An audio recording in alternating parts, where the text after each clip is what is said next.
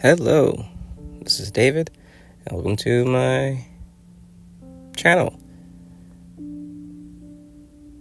Last week I put out a video about having nothing to say, and then once I started talking, I realized I have a lot to say, or a lot to talk about. But the one thing that I don't really talk about, at least publicly, is anxiety. I don't remember a time that I didn't have anxiety.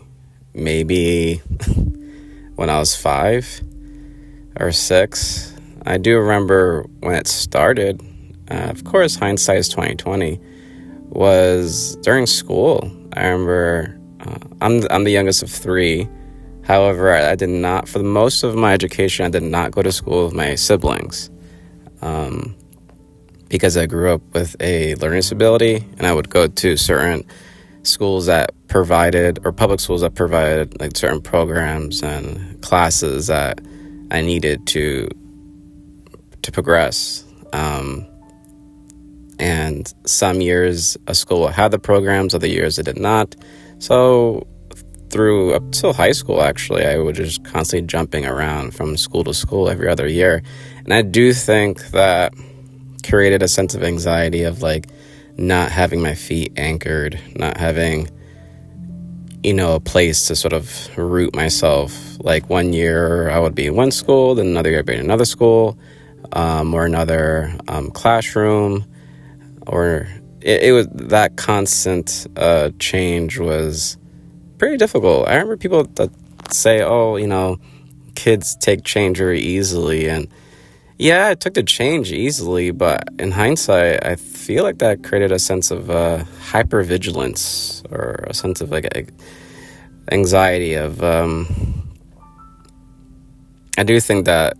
I mean, I'm not trying to be my own therapist, but I think that's pretty much where it started. And I still have anxiety, and it's not.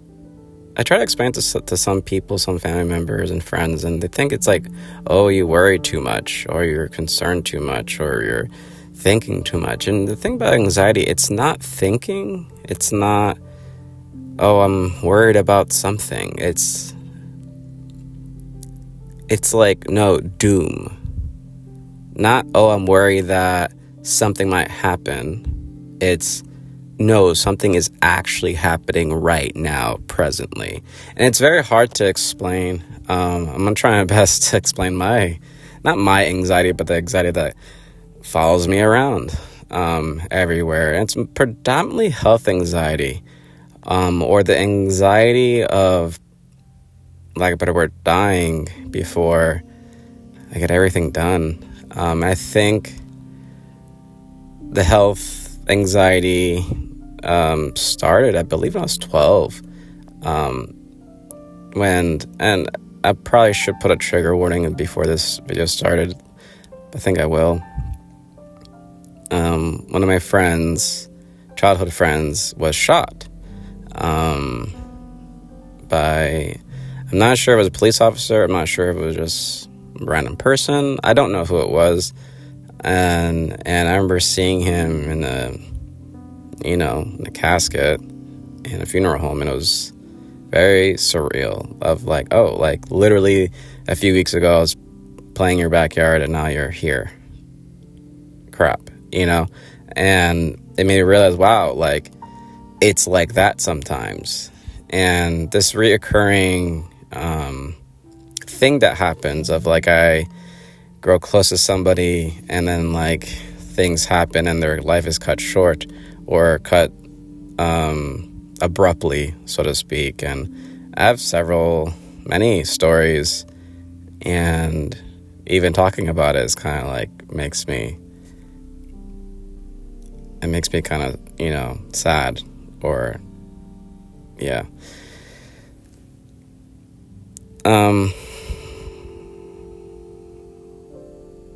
But yeah, I like this is, and ever since then, I don't want to put a number on it, but almost every other year, someone I know or care about, I'm close with, passes away, and I'll be 40 this year, so that's a lot of people. And I remember I was getting overwhelmed at work a few years back, and I got an anxiety attack. I just got overstimulated to just, one thing, one action, another action. And I'm noticing myself just like, it feels like I'm having a heart attack. It literally feels like I'm having a heart attack. And I was at a after school teacher meeting, and one great teacher, colleague of mine, Halverson, he was like, dude, are you okay? And I'm like, no, I'm not. And he's like chewing on this like piece of wood thing to clean his teeth. And he's like, you should go, like right now. And I did. I actually went to the hospital, and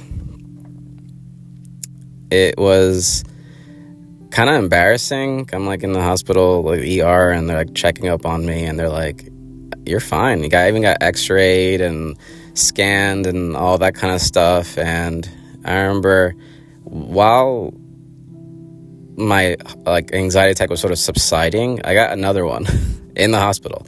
And pretty much they were gonna give me like a scan of some sort, but it required them to inject a sort of pigment to see things. And I'm not sure what it is called. I'll put it in the comments below. I forgot what it's called, but I got a sort of procedure where they inject you with some sort of dye and they scan you and all that. And the nurse was like, oh, don't worry about it. It's just a simple dye. It doesn't hurt. You might feel a little tingly. You might feel a bit warm. And right when she said that, I told her, it's not. It's not safe. And she looked at me like, uh-oh. And I said, my mentor and professor passed away due to an allergic reaction to this dye. And the nurse was like, what? And when she injected me, I got another hardcore anxiety attack right there. And it was my heart rate increased and everything. It was not good. And I did get really warm and tingly. And right there, it wasn't a thought of, what if something happens? Like, no, the thought was like, I am currently dying right now. It is happening. And it's not a thinking thing. It's a thought thing. And it's hard to differentiate. It's like thinking is like, it's more of an action. Thoughts are kind of come and go, in my opinion. And yeah, and there's these sort of, so, I'll just be, hanging out with my kid, playing with blocks or reading a book, or she's playing by herself and I'm just kind of watching her. And the thought of, just this thought comes to me. And I remember recently, it was such a dark thought, but it came to me like last week where I was watching my kid play, and the thought was, you're actually dead right now. You're dead, and you're observing your child play without a father. It was like, whoa. I was like, what is happening? And my wife is like, are you good? I'm like, no, I'm not. And this thought doesn't go away. I have a bunch of other examples of, I'll be in the gym and I feel like a pinch in my chest and I'm like, yep, you got lung cancer, and I was sound silly, or I'll be in the shower and I see like a little mole growing or a little blemish on my skin. I'm like, yep, you got skin cancer. Or it's like, or I remember I was playing with my child, and she was on my back, and I was doing push-ups, and I got tired. And I mean, getting tired is normal, but right then and there, this thought came up where I'm like, you're having a heart attack. You're actually having a heart attack right now. But yeah, like it's every day, and it doesn't stop. And I cope.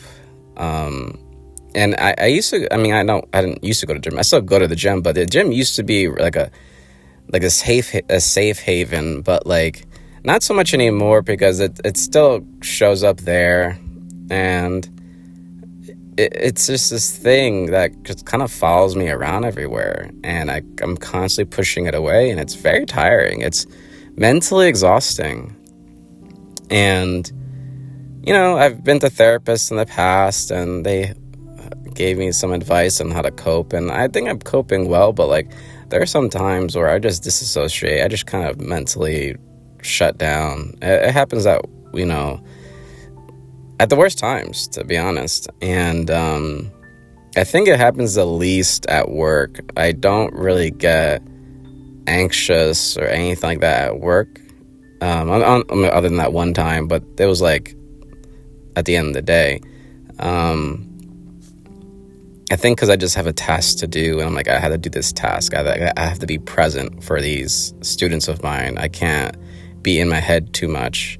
It's usually, when I'm kind of idle, when I'm kind of just hanging out, doing little to nothing. But that's not always the case. Sometimes it happens when I'm working out. Sometimes it happens when I'm doing archery. Sometimes it happens when I'm playing with my child. And it's just one of those things where, I don't know, it's just there. And I'm referencing Big Mouth again, but it's very similar to that of like, these different anxiety character, or the hormone monster or whatever. It's kind of like that. Just kind of like shows up, and I'm like, oh God, okay, there you are. All right, go away now, please. I don't know. Oh my goodness, it's going on 12 minutes. But yeah, it's. I guess I'm sharing this just as explain to people, like, like a person could be smiling and going throughout the whole day and just fine, and you don't know that they're really going through something in their head, in their brain, and just talking about it now, like I'm kind of actually getting teary-eyed of all the people I know that have passed away, and it's interesting. And yeah, I don't know. This is not a good idea to talk about. But no, I'm good. But yeah, I don't know. I don't really know how to conclude this, to be honest. But yeah, anxiety. It's a bitch. And I'm working through it.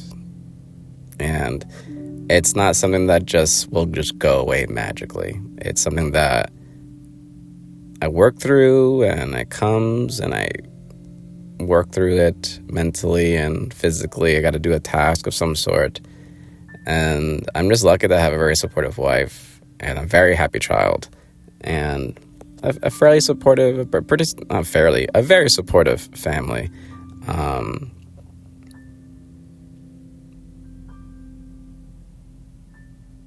But yeah.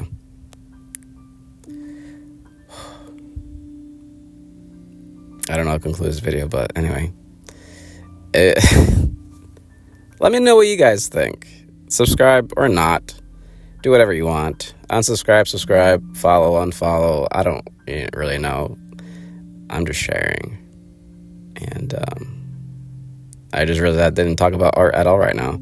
But art does help. Art sure does help a lot. And that is like the one constant thing.